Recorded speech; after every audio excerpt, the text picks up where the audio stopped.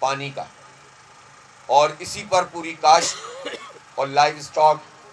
مویشیوں کا اور انسانوں کا سب کا انحصار ہے۔ تو ایسی صورتحال میں اگر یہ ٹیوب ویل محض 3 گھنٹے چلیں گے تو کیسے فصل تیار ہوگی، اور کس طریقے سے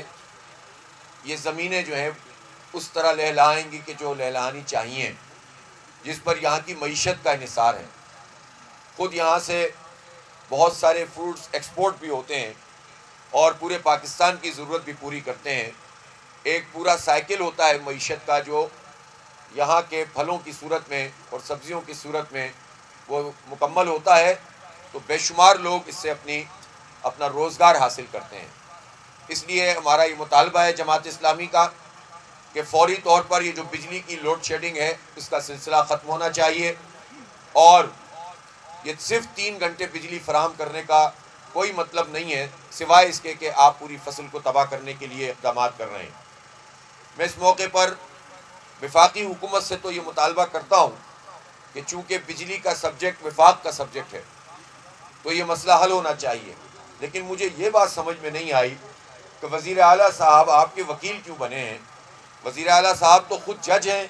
ان کی حکومت تو وفاق میں بھی ہے، صوبے میں بھی ہے، صدر بھی ان کے ہیں۔ جن جماعتوں کی حکومت بلوچستان میں، انہی جماعتوں کی حکومت وفاق میں ہے، تو انہیں جج کی کرسی پر بیٹھ کر اپنے آپ کو وکیل نہیں کہنا چاہیے، بلکہ فیصلہ کرنا چاہیے اور بجلی فراہم کرنی چاہیے اور ٹیوب ویل چلانے چاہیے۔ اسی طرح سے بے شمار مسائل کا اس وقت شکار بلوچستان ہے۔ کل میں نے اس کا تذکرہ کیا ہے کہ یہاں لاپتہ افراد کا مسئلہ بہت سنگین نوعیت اختیار کر گیا ہے۔